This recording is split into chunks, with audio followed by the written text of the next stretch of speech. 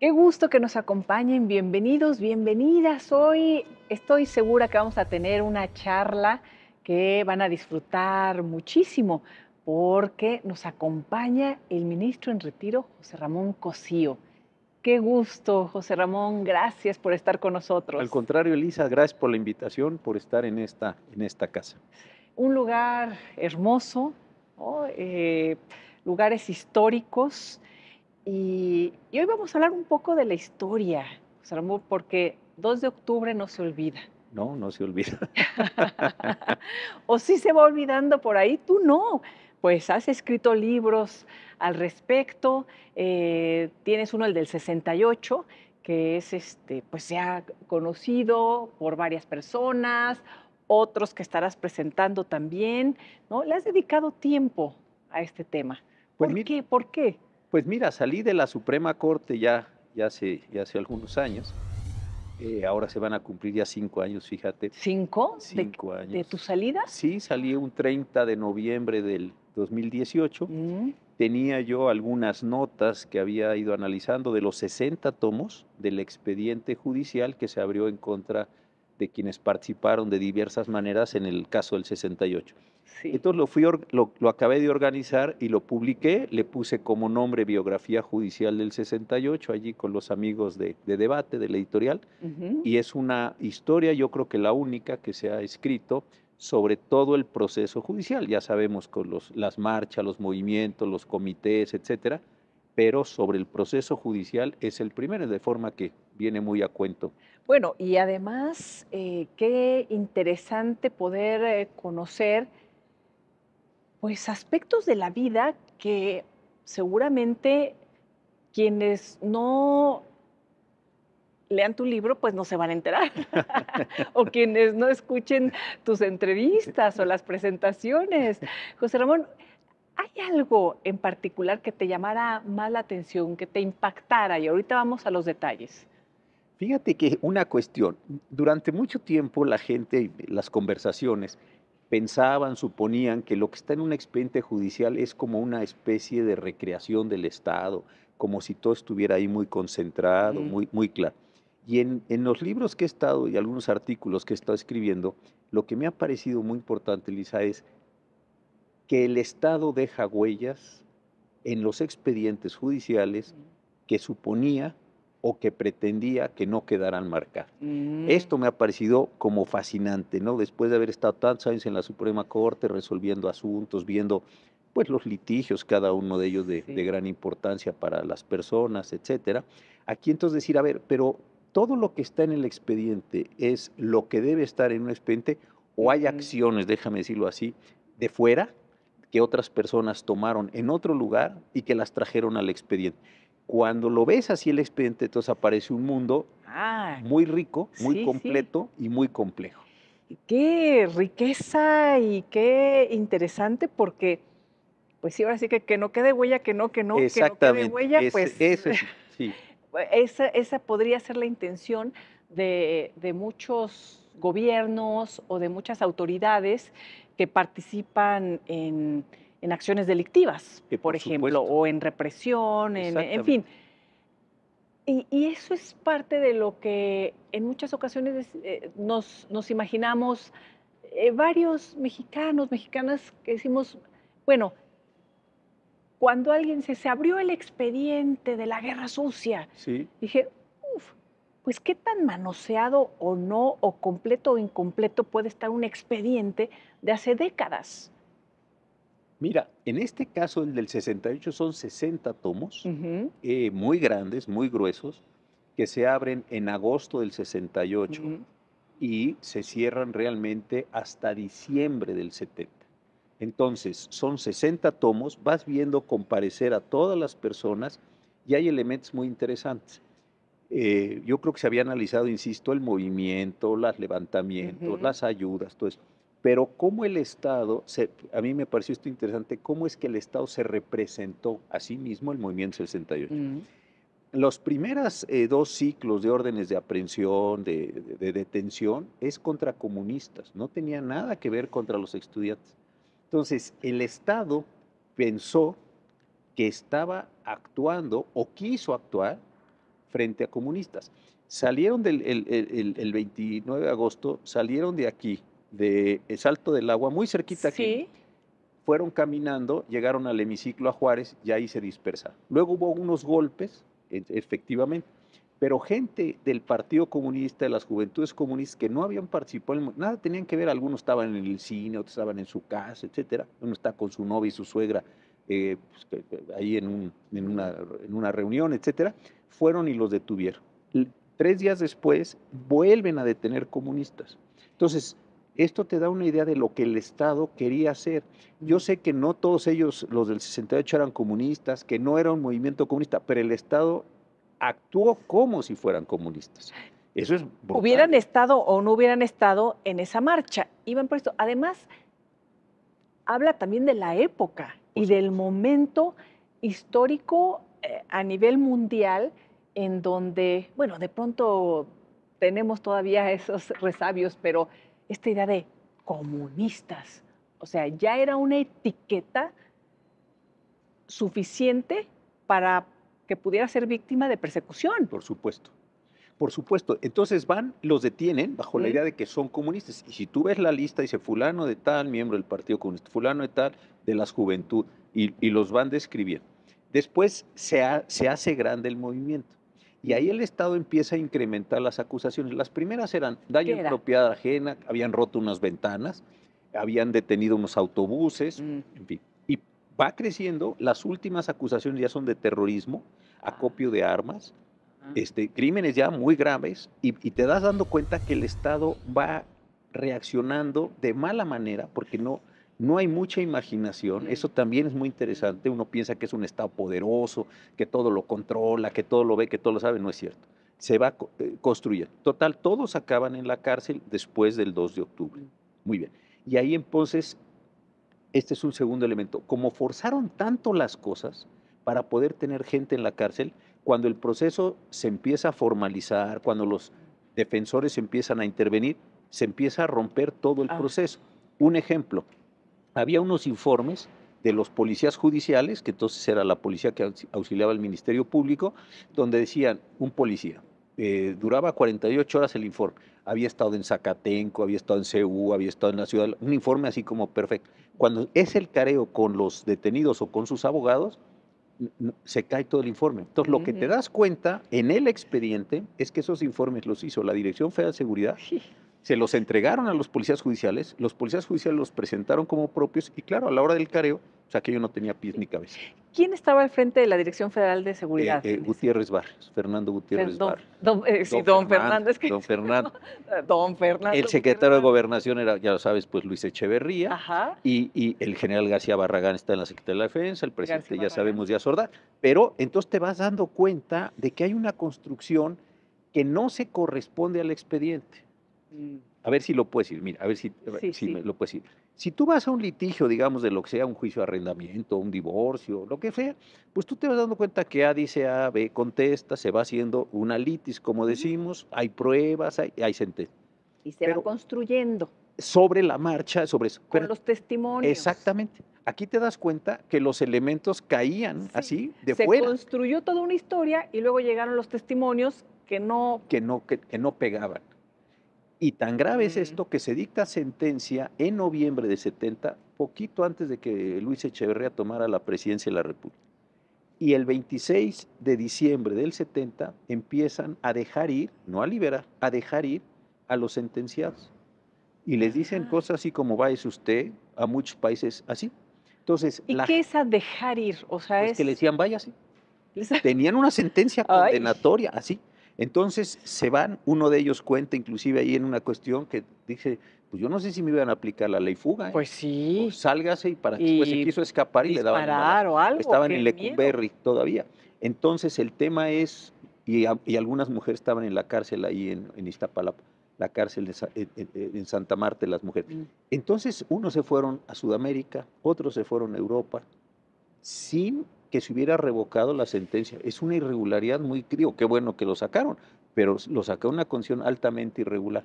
Entonces, si ya lo ves completo el ciclo, eso me pareció increíblemente grave, dramático, no sé qué expresión utilizar. Eh, Y me llama la atención lo que comentabas, que uno se imagina a este Estado todopoderoso, ¿no? Fue el Estado. Y bueno, sin duda lo era en el sentido en el que tenía la capacidad de destrozar la Exactamente, vida de cualquier joven que se le pusiera enfrente o que exacto, decidiera, mm, porque te voy a construir todo un expediente, exacto, ¿no? Y voy por ti. Pero también esta otra parte de la improvisación, exactamente. ¿no? Fíjate, hay una confesión, en ese proceso de antes se presentaban conclusiones. Se decía, ya se desahogaron todas las pruebas, muy bien. Entonces, el Ministerio Público va a formular sus conclusiones. Las conclusiones pueden ser acusatorias, no acusatorias, y decir, estoy concluyendo que estas personas sí cometieron a mi juicio el delito, que sí cometieron, y solicito, señor juez, que les ponga tantos años de cárcel. El agente del Ministerio Público que presenta las conclusiones, él cuenta en una biografía que después cobra sentido en el expediente, que siendo su pariente un alto funcionario de la Procuraduría General de la República, va y le dice, oye, yo creo que hay que empezar a construir las conclusiones.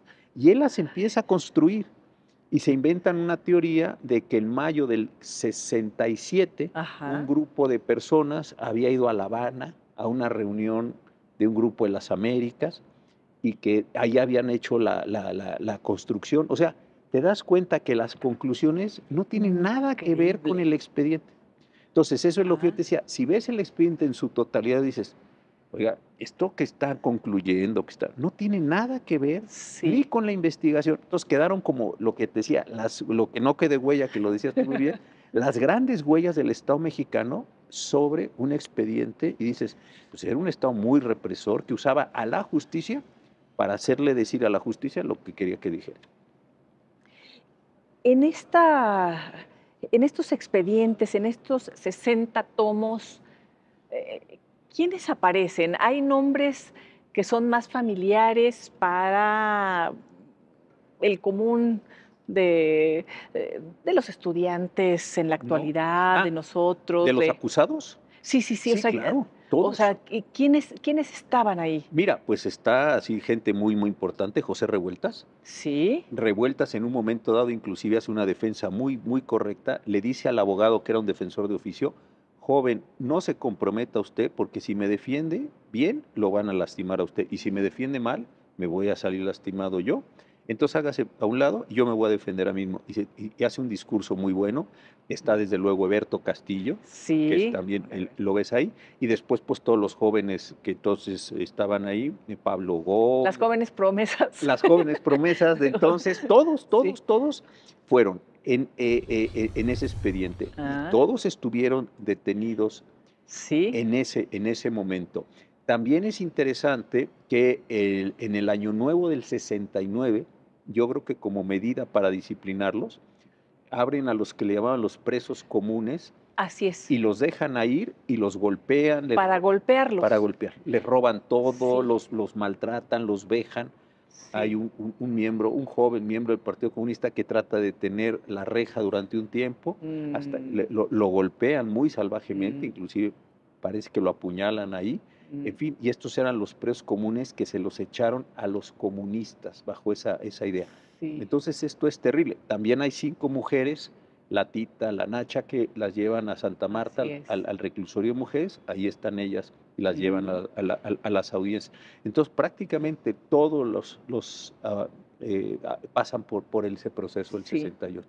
Fíjate, ahí estaba en ese diciembre preso, por supuesto, Pablo Gómez, y él Sí, me platica esta parte de sí, cómo mandan a los presos a lastimarlos, a golpearlos, exactamente. ¿no? Les roban todo, algunos de ellos tenían libros, ahí llevaban un diario, despedazaron todos, como lo quiero poner en sentido así, como unas hordas que les echaron para amedrentarlos en 69. Sí. Pero lo que es curioso es que poquito menos de un año después, y esto de veras es increíble, la gente que pareciera que yo lo he conversado con alguien, no me cree, le dijeron váyase. Entonces imagínate que tú estás en una cárcel sentenciado y de repente dice, vete, Vete. ¿a dónde?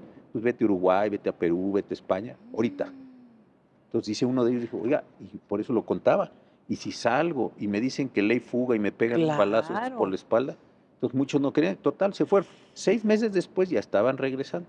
Entonces Mm. fue como un borrón y cuenta nueva para el presidente Echeverría. Es decir, Ah. cuando yo llegué, o poco después, ya los había liberado. Eso es gravísimo. ¿Cuándo fue eso? Ah, en el La sentencia se 70. dicta en noviembre, a mediados de noviembre del 70, Sí, digamos, 3 semanas, 2 semanas antes que Luis Echeverría tomara posesión. Toma sí. posesión Echeverría el 1 de diciembre de 70 y el 26 de Mm. diciembre de 70 empiezan a irse. Lo pudo haber hecho jurídicamente si con una ley de amnistía Ujú, que hubiera ujú. tenido que pasar por el Congreso. Lo pudo haber hecho más adelante, en ese momento no, pero con unos indultos también. Pero en lugar de hacerlo abiertamente, de decir, yo creo que estos jóvenes, no, los deja ir. A ver, por qué hace eso Luis Echeverría? Recuerdo que Porfirio Muñoz Ledo me platicó que Luis Echeverría quería deslindarse de lo que había hecho Díaz Ordaz. De hecho, contacta a Porfirio cuando él joven escribe algo crítico del movimiento del 68 y dijo, a ver, ¿no? Porque él ya quería empezar a dar sus discursos para desligarse de Díaz Ordaz y asumir la presidencia. Pero ¿por qué hace eso? Para no tomar responsabilidad alguna de la amnistía, de hacer un acto de justicia hacia los jóvenes, justicia, ¿verdad? Bueno, si a eso se Sí. le podría llamar justicia después de lo que habían vivido. O sea, ¿por qué decide? ¿Cuál es tu interpretación, Mira, Raúl? y yo creo que, bueno, hay algo que encontré en el libro, déjame, me regreso un poquito y para llegar ahí. Algo que encontré en el libro es que fui comparando lo que pasaba en el proceso judicial Ah, con lo que pasaba en los medios. mm, Hay 2 tomos que se hizo una compilación de todos los artículos del 68. Es una exposición qué fantástico. buenísima. Y entonces tú puedes ir viendo, además la Universidad Nacional ha publicado mucho de esto, el Politécnico, donde hay un acompañamiento con los medios. A veces los medios anuncian lo que va a pasar en el expediente judicial o en los procesos, Ah, y a veces lo replican. Por ejemplo, toda esta primera ola de son jóvenes comunistas, los medios lo llevan. mm. Cuando Sí, hay toda la versión oficial. toda la versión oficial, toda. Y ahí hay también periodistas muy conspicuos que hoy parecen así, pero van A así. ver, dime, Bueno, pues está Jacobo Zabludowski, por sí, bueno, ejemplo, sí, sí, increíble, ¿no? increíble, Sí. Barrios Gómez, todos ellos van haciendo este acompañamiento. Y en ciertos momentos, por ejemplo, cuando se dice va a haber la posibilidad de una amnistía, un poco, puede haber esto, una negociación que están manejando Jorge La Vega Domínguez y Caso, que los había mandado el gobierno, ahí los articulistas empiezan a decir, es posible que haya un perdón, es posible. Ahí se Ah, adelantan los periodistas. sí. Después viene la toma por el ejército de Ciudad Universitaria y entonces otra vez se regresa al discurso de era necesario para salvar a México, etcétera. Entonces, esa es Sí. una parte brutal y eso sí le correspondía a Luis Echeverría como Ajá, secretario de Gobernación porque, digamos, era lo que estaba en sus manos, era propio de su oficina. sí. Entonces, ahí sí tampoco él podría decir, Jacinto Rodríguez esto lo ha mostrado muy bien en varios libros, tampoco él puede decir, bueno, pues, no, no, no. Sí, yo no tuve No, nada que a ver, veces te no sé digo, qué, los iba. medios adelantaban Hijo. y a veces acompañaban. Eso es muy interesante, me Sí, gustó mucho haber hecho ese trabajo, porque entonces no es nada más el expediente judicial ahí volando, quién sabe dónde, sino las formas que se van. La forma de recoger, el 1 de septiembre que da su informe el presidente Díaz Ordaz, da un discurso terriblemente fuerte. Él ahí enuncia la teoría de que estos son jóvenes pagados desde fuera, que vienen a desestabilizar a México uy, y que eran subversivos. Pero lo más interesante, esto sí es increíble, parece como hasta de una película y mala, porque pues, una película buena no tendría ese guión. Cuando presenta el Ministerio Público las conclusiones, dice, ya ha quedado demostrado que estos jóvenes eran subversivos. ¿Y sabes cómo lo demuestra? Diciendo, porque el presidente Echeverría el 1 de septiembre dijo que estos ¿lo jóvenes, dijo? así dijo. Como el presidente dijo el 1 de septiembre que Sí, eran subversivos, son subversivos, son ahí está. subversivos, pero eso en unas conclusiones dentro de un proceso judicial. Es la locura. ¿Y tuvo alguna consecuencia, digo, eh, judicial?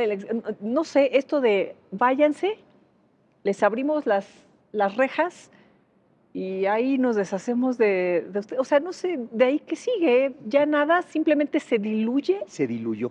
Fíjate que cuando murió Revueltas, lo enterraron aquí en el Panteón Francés, aquí en Viaducto y Ajá. Cuauhtémoc, fue el secretario de Educación. Y hay un video donde le reclaman al secretario como representante del gobierno de México y una persona que está ahí le grita, Revueltas murió condenado. Y es verdad.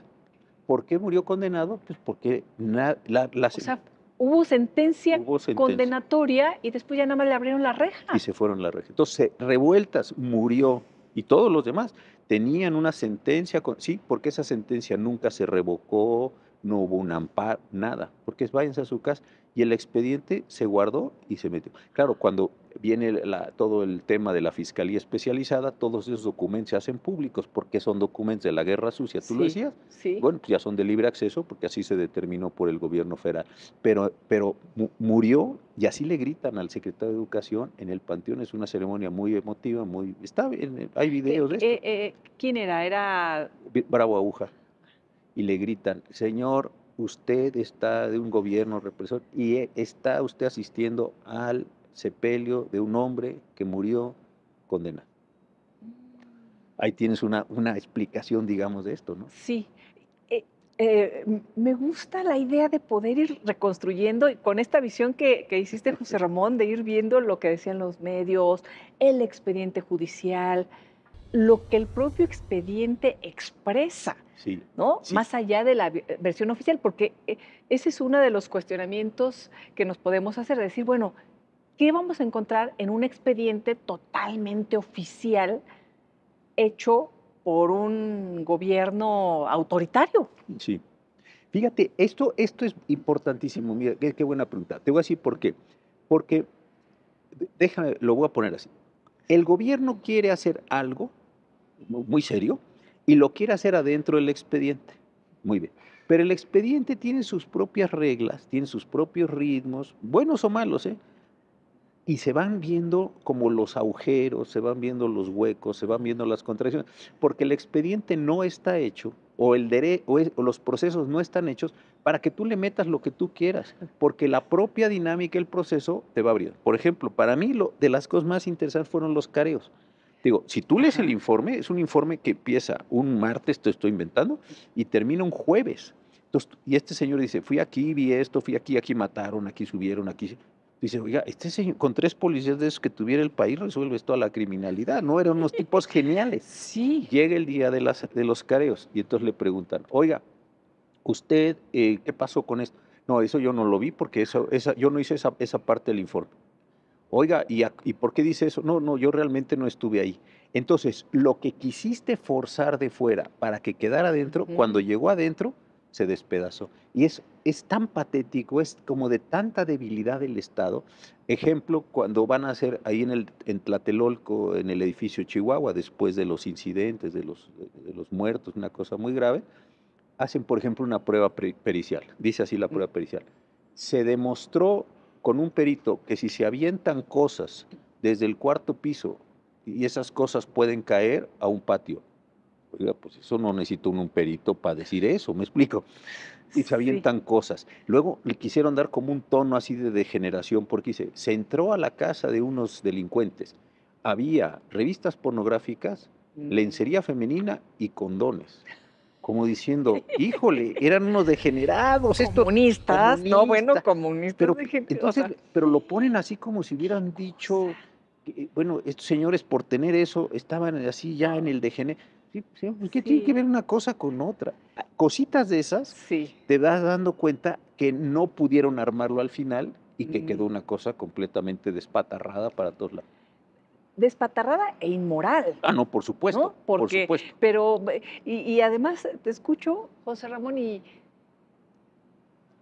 me crea, pues, un poco de angustia pensar qué tanto las historias, no de la misma manera, pero sí pueden ir como en una espiral, de pronto repitiéndose en Sí, injusticias, sí, sin duda. en el control de los gobiernos autoritarios, en la criminalización de las víctimas, en la estigmatización, porque lo que estás diciendo ahorita de cómo construyen y aquí están las, digo, ¿cuántas veces no hemos visto? Aquí están las armas. Siempre los encuentran con armas y con Drogas, droga, porque bueno, así es en flagrancia y entonces sí así no es. tienen mayor forma de defenderse a quien detienen de esa manera. Entonces, bueno, me vienen muchas ¿No? cosas a la mente, pero si te parece, vamos a hacer una pausa y regresamos con estas reflexiones del ayer y Y el de hoy. sí. Volvemos.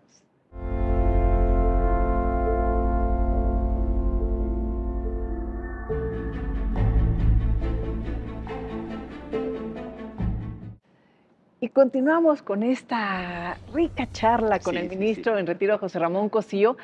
Como nos platicó, pues sí, en el retiro, así entre comillas, porque sigue siendo profesor, es un hombre muy activo, eh, y vimos que te diste la tarea de leer 60 tomos, José Ramón, para ir construyendo toda esta historia que la plasmaste en tu libro Biografía Judicial del 68.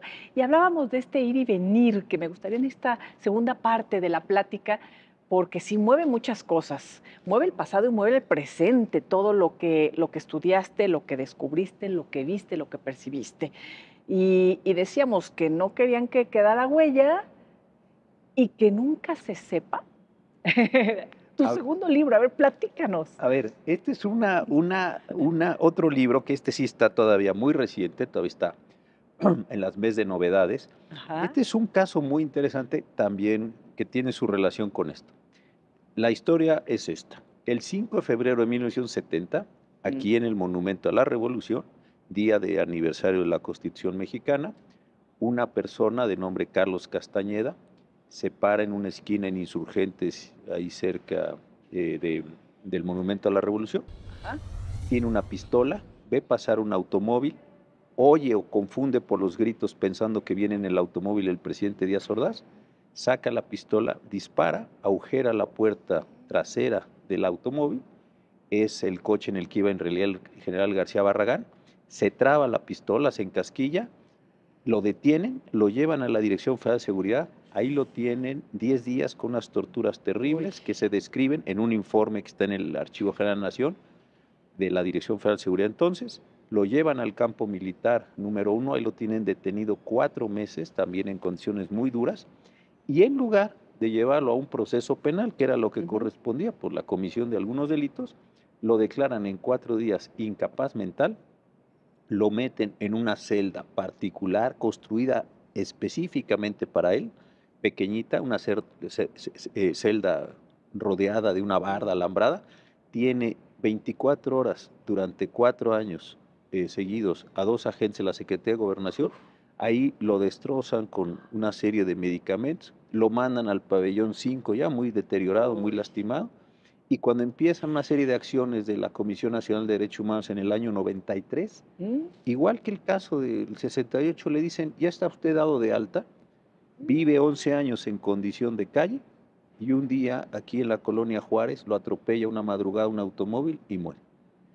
Y no hay un solo registro en ningún medio de la época. Revisé, Nada. nada es nada, Elisa. Revisé el Excelsior completo, la prensa, el Universal, me metí a red. Jamás se habló de un intento de No, atentado en contra de Díaz Ordaz y un atentado en contra de García Barragán. así fue. ¿Jamás? Jamás de los jamás. Si ves, yo me fui, como estamos en pandemia, me fui a las hemerotecas de los periódicos que te digo, pues con el internet puedes navegar y preguntar de todas las formas, colores, todo lo que tú quieras y nada.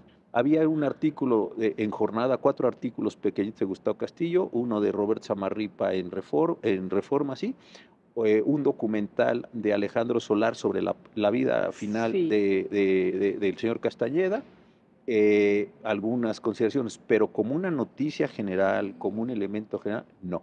Y es un caso muy grave porque lo que el Estado hizo, desde mi punto de Ujú, vista, ujú. es desaparecer a este señor en un hospital psiquiátrico bajo la idea de está loco, entonces ahí lo vamos a tener. Desaparecer la historia. Bueno, no solamente desaparecer, destrozar la historia, Destrozar la historia, destrozar la vida de que esta lo persona destrozó también a él física y completamente, emocionalmente. completamente. A ver, Te jurídicamente, sorprendiste, ¿verdad? Sí, te veo. ¿qué Sí, historia? es una historia terrible. ¿Qué historia? Y bueno, de eso va tu libro, y que Ujú. nunca se sepa, pero eh, jurídicamente, ¿qué tendría que haber pasado con este hombre que disparó Tú lo o dijiste, intentó dispararse a ¿no? todo? Disparó, ¿Qué? disparó. Disparó Tú y lo dijiste muy se bien, había trabó. una flagrancia. Sí. Delito de Mm, disparo de arma de fuego, de tentativa de Tentativa homicidio, de homicidio. un daño en propiedad ajena, si haya sido Exacto. pequeñito, cuando menos esos 3 delitos. Era flagrancia, debieron haberlo detenido, llevarlo a la procuraduría, haberlo acusado, y él, antes de salir a hacer el disparo, mandó una carta, ¿te acuerdas de aquella revista Por qué, que tuvo su Sí. importancia en los 60s? Él mandó una carta diciendo: yo me hago plenamente responsable del atentado, de la muerte inclusive, si se hubiera consumado, del presidente Díaz Ordaz, papá. Entonces esta persona con toda tranquilidad lo hubieran condenado, primera instancia, segunda, un amparo. Yo creo que la corte hubiera dicho: oiga, por las condiciones, esta persona se hubiera ido. Al final la sentencia pudo haber tenido dos condiciones. Ujú. Decir, esta persona estaba bien de sus facultades mensales, consciente, etcétera, pues tantos años de cárcel, que lo calculé con tu tocaya Elisa Speckman, Sí. unos 20 años le hubieran tocado, Mm, por ahí. Pero mm, hubiera salido antes por todos sí. los beneficios. O se hubiera podido decir, esta persona estaba mal mentalmente y consecuencia se le hubieran dado unas medidas de seguridad, y hubiera ido a un centro psiquiátrico, se le hubiera rehabilitado, etcétera, etcétera. Eso tendría que haber sucedido en un Estado de derecho. Exactamente. Y lo que sucedió fue esta desaparición de la verdad, eh, y destrozar física y emocionalmente a este hombre, Castañeda, Castañeda, Carlos Castañeda. Carlos Castañeda. Y ¿Qué le hicieron en la Dirección Federal de Seguridad? de todo, lo torturan, allá hay ¿Y informe. quién? Bueno, pues el que estaba al mando de esto era el capitán ¿Nazar? entonces, Gutiérrez Barrios, y ¿Gutiérrez alguna Barros y participación Nazararo? también de Nazaral. Ellos son los dos personajes que están allí. Y lo que es muy, muy interesante de este caso es que, te digo, pudiéndolo haber llevado a un proceso penal, no lo llevaron, lo privatizan el conflicto. ¿Qué quiero decir con esto? Obligan a los hermanos a solicitar la declaración de incapacidad mental de su hermano. Uy. Va un psiquiatra Uy. fíjate qué grave, al campo militar, lo diagnostica que tenía un retraso mental, una debilidad mental. A veces hablan de esquizofrénico, a veces de paranoico. No queda nada claro lo que están haciendo allí en los dictámenes. Muchos médicos se prestan a esto, a hacerlo, y en 4 días lo declaran incapaz mental, cuando ya estaba construido el pabellón. O sea, yo creo que se alargó el juicio hasta acabar de construir su celdita particular. Sí. Y en 4 días dicen, este señor está muy mal. Lo mandan allí, lo encierran, nadie más vuelve a saber de él en 4 años, dejan de rendirse los informes del tutor, no hay certificaciones de cómo estaba avanzando. Robert Samarripa en Reforma escribe un artículo diciendo que él tiene algunos indicios de que con él se hicieron experimentos. Uy. Esto es brutal, brutal también. Eso yo no lo he podido comprobar. Roberto me parece un gran periodista, entonces pues ahí está Sí. su información. Crímenes de lesa humanidad. eh, bueno, yo diría, iba a decir inenarrables, pero no, No, aquí ahí está. lo Sí, narras, ¿no? O se sí. narra. Y pasa lo mismo que, fíjate esto, con el 68, en el expediente vas viendo las huellas. Es decir, porque tú dices, bueno, le hicieron un examen psiquiátrico en el hospital, en el campo militar número 1. Ay. 2, decía, esto fue muy interesante para mí, es débil mental. Bueno, ¿cómo se diagnosticaba debilidad mental con los términos de aquel tiempo? En los 70, pues había una serie de pruebas, nunca se le practicaba. ¿Cómo se diagnosticaba paranoia o esquizofrenia? Para entonces estaba muy estandarizado. Bueno o malo, no me meto en eso. El modelo nunca se siguió. Entonces ya cuando vas construyendo con todos los elementos, dices, no, aquí hubo una acción brutal del Estado Sí. para disolver, desaparecer. Y me hice una pregunta que pues, tú A que has ver. andado mucho en los temas es, y no digo que esté bien, simplemente me lo planteé como hipótesis en el libro. ¿Por qué no lo mataron? El Estado mexicano ya había matado mucha gente, Pato. ¿Por qué Sí. no lo desaparecieron, Elisa? Ya había desaparecido gente. Sí. ¿Por qué no lo llevaron a un juicio penal?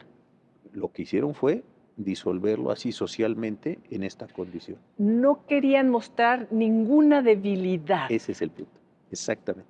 porque había llegado a atacar, bueno, al presidente que no estaba en ese momento de Ordaz y a El- quien sí estaba era el secretario de la Defensa, Exactamente.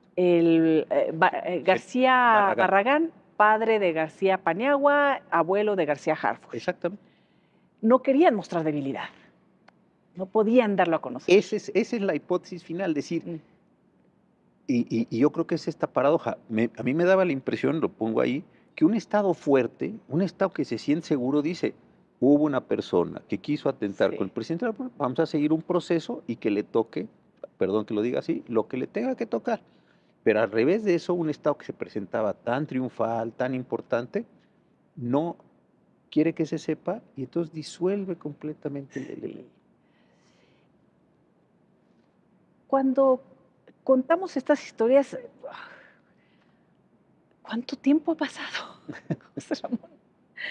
Los años 70, Sí, inicio de 1970, 1968, platicábamos de sí, este expediente que analizaste. Y estamos hablando el día de hoy de estas revelaciones. sí, sí, sí. Fíjate que, Qué angustia también, no, sin duda. porque eh, qué angustia para lo que, o sea, ¿cuánto tiempo nos vamos a tardar en contarnos lo que nos ha pasado ahora, José Ramón? Mira, qué gran pregunta. Cuando acababas el segmento anterior me decías, si pasa, pues yo pongo en la corte, a mí me tocó el caso de Acteal, ¿te acuerdas? Claro. Que fueron identificaciones de álbum fotográfico, que después la corte tuvo que decirles, oigan, pues lamentamos mucho que hayan estado aquí, váyanse a su casa, porque no había ninguna posibilidad de identificar a esas personas a partir de álbumes fotográficos. U otro caso que fue también muy importante, ¿te acuerdas de las señoras Inés y Valentina? Que ellas dos solas habían golpeado a no sé cuántos Sí. policías, una cosa totalmente inversiva. Pero lo que tú planteas es muy cierto. ¿Qué está pasando hoy y cuándo nos vamos a enterar de esto dentro de muchos años? Es una locura esto. Y el problema es que si no nos platicamos lo que nos está sucediendo, como no se contó, y no solo eso, se ocultó en los años 60, en los años 70 y y el resto de estas décadas, eh, estamos condenados a repetir las atrocidades. Sí, sin No duda. digo repetir la historia tal cual, porque luego de pronto, claro, ¿cómo vas a comparar si ahora hay algo diferente? Va a repetir las Por supuesto, atrocidades, por supuesto, los crímenes, por supuesto. las desapariciones forzadas.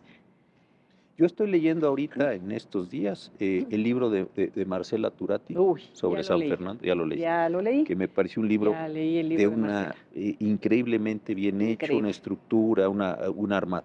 Pero ¿cuándo vamos a saber qué pasó? Que también está vivo el tema Ayotzinapa, que cada vez sabemos menos, cada vez terminamos más confundidos. Y así como esos, ¿no? Los Que lagos de Moreno. nuevamente, perdón, No, no, por favor. José Ramón, interrumpo porque quedarnos con la versión oficial, ¿de veras? Mm, Ya nos quedamos una, bueno, no nos quedamos, pero ya nos platicaron una verdad histórica sí, en el sexenio anterior. Ahora vuelven a contar una verdad oficial, además con esta intención de culpar al pasado, porque yo sí soy bueno, ¿no? Me parece sí, sí, además sí, muy maquiavélico, más sí, allá de todo lo sí, demás, ¿no? Esta manipulación de que además quiero que a mí sí me quieran, ¿no? Pero bueno, eh, y otra vez utilizar a las víctimas, utilizar a los familiares para justificar y acomodar las piezas de decir, sí, es que, ok, sí, bueno, sí fueron algunos militares, pero son las manzanas podridas. Ahí sí se les olvida la cadena de mando y ahí sí se les olvida todo. Y bueno, por supuesto, en este sexenio se rescató de Estados Unidos, del juicio de Estados Unidos, al secretario general que estaba en aquel entonces encargado de los militares y sucedió lo que sucedió en Guerrero. ¿Y los medios? Repitiendo verdades oficiales o y a construir. quienes no a quienes quieren indagar, señalados, difamados, calumniados o perseguidos. Hemos vivido también esas historias, José Fíjate, Ramón. yo aquí dos temas. En el caso del 68, yendo a los medios, lo que yo te decía, por eso lo quise ir viendo, porque sí te das cuenta que al seguir los medios, y los fui siguiendo con el juicio, a veces los medios adelantaban lo que iba a pasar. Es decir, voy a usar la expresión tradicional, les dieron línea para decir, Claro, empiecen a decir esto para que luego se ajuste. O en otras ocasiones pasaba una sí. actuación y venía justificación. Bueno, hoy en día también. Hoy Tú en día puedes estar también. viendo las redes a ver qué dice Sí, Perengano, que ya sabes que es sí, propagandista del régimen, sí, o el medio que es el propagandista del sí. régimen, ¿no? Entonces ya sabes que por ahí va a ir la campaña. Exactamente. Entonces, antes era en periódicos, que era lo que había, en radio desde luego esto no lo seguí, pero en fin, se podría ver o en los noticieros. Y hoy es en redes. Y la segunda, en el caso de Castañeda, ya no el del Mm, 68, un silencio total, que también se silencian cosas, se adelantan cosas. Entonces, ahí hay una relación que se va a ir desmontando y que, como dices tú, trágicamente en 10 años, ya que se haya hecho esto un tiradero espantoso de todo, decir, entonces sí tenían razón los críticos, entonces sí apareció una condición, pues sí, pero los que hoy en sí. tiempo real, como dicen los chicos, estamos tratando de decir cosas, somos enemigos de todos, mentimos siempre, oiga, no, estamos contando lo que hay. Y elementos ahora ya en presente. Se fue el grupo interdisciplinario, el GIEI, claro, porque no le dio información. Tremendo. Carla Quintana la echaron, ¿por qué? Pues porque al final del día dijo, yo tengo una lista, yo no voy a entregar los El códigos fuentes, registro de el personas registro. Bueno, desaparecidas. entonces tú dices, oiga, como es tú, toda diferencia y proporción guardada, pero están pasando cosas muy parecidas a Sí. aquellas, ¿eh? Bueno, y proporción guardada, creo que para asuntos muy Muy, graves, muy muy grave, graves. O sea, muy grave. no, No, muy graves. digamos, Lo que platica Marcela, ¿no? Que es un libro que es fíjate, espeluznante. Carla Quintana me dijo públicamente, frente a las cámaras, que en este sexenio aumentó el número de personas desaparecidas. O sea, no únicamente se contuvo, sino Sí, aumentó.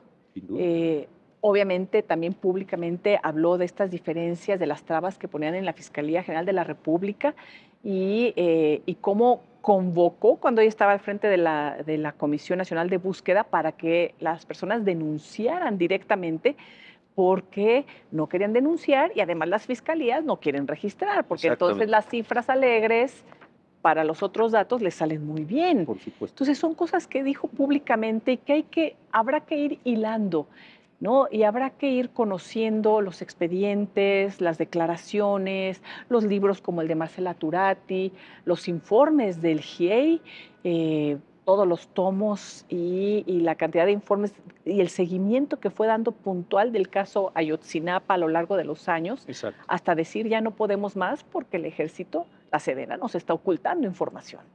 Y yo en esta etapa, por eso Mm, tomé, bueno, y tengo otros casos que estoy trabajando sobre ellos, históricos, trato de hacer mi colaboración de lo al presente, pero también generar una idea, de decir, es muy importante para los historiadores y para los juristas recuperar esta beta de análisis de expedientes que en México no tiene una mm, larga tradición, hay en otros países, pues tú lo sabes, esto que le llaman True Crime en Estados Unidos, unas sí, secciones sí. completas en las librerías, en fin, hay otros lados, aquí no hay, y yo la verdad es que creo que es muy importante hacer esta recuperación Sí. con los colegas del Colegio de México, que son buenísimos, todos los que están ahí en Mm. el Centro de Investigaciones Históricas, son buenísimos. Estoy tratando, y estamos logrando hacer algunas cosas en ese sentido con Ariel Rodescur y con Pablo Yankelevich, en fin, con Qué varios compañeros. bien. Decir, recuperemos los expedientes y encontremos las huellas del Estado en casos que aparentemente se llevaron bien. No, aquí están pasando cosas muy graves. Y de eso también hagamos una práctica de ver el presente, porque lo dices tú, están pasando Sí, frente a nuestros ojos cosas horribles que tenemos que documentar. sí. Y se ha ido documentando Sí, como se puede, sí, digamos, sí. ¿no? Y hay otras cosas interesantes que también están sucediendo en Estados Unidos. Ahora estuve en el juicio de Genaro García Luna, Sí, José te vi, Ramón, anduve mandaste por unos allá. reportes buenísimos, sí, sí. Y la verdad es que lo que ahí se dijo, fíjate, curiosamente, cuando me preguntan por qué quiere estar ahí, por muchas razones, pero sobre todo yo no quería regresar y volví a Nueva York porque dije, es que yo ahí estoy escuchando la historia que no nos han querido contar en mi país y que no vamos a escuchar en los boletines oficiales y que no vamos a escuchar en una mañanera y que no vamos a escuchar en las arengas. Es la historia de mi país a través de los protagonistas, sí, criminales y también policías y también exfuncionarios y también exembajadores y que se va construyendo y vamos entendiendo un poco lo que nos ha sucedido, ¿no? El rescatar todo esto me parece ¿Y sabes vital. cuál otra, Elisa? Que muchos de estos temas de criminalidad tienen una dimensión con los migrantes Ah, y sus países ya nos han hecho reclamos y estoy seguro que también en los, digamos, voy a poner un segmento, los de América Central, que están teniendo muchas personas lastimadas en el país. Desde ahí también se va a construir una historia. La madre que un hijo de ella llegó a México y desapareció, o que fue utilizado en la trata, o cualquiera de las opciones que se les imponen, o de las condiciones que se les imponen, porque no son opciones. Entonces también me parece que desde el sur se va a construir una historia, esta historia de los Estados Unidos que tú seguiste también. Ahora se abre el caso con la extradición que estamos teniendo de de Ovidio, Ovidio, y ya le toca a la actual y ya le administración, ¿eh? toca O la... sea, Sí, ya está sucediendo en tiempo exactamente. real Y los lo que van desap- a investigar Estados Exacto. Unidos en este Y momento. los desaparecidos de hoy, las personas que viven en Centroamérica, tristemente, son no son de Calderón, ni son de Peña, ni son de un pasado Así es. horrendo, son en este sexenio de las incapacidades de resolver. Entonces yo creo que toda esta historia sí no las tenemos que contar, porque de otra forma, pues el país lo dejamos en manos de unas cuantas personas. No sé qué percepción tengas, José Ramón, de lo que, del uso que se ha dado, por ejemplo, con este tema de la guerra sucia y del 68 actualmente.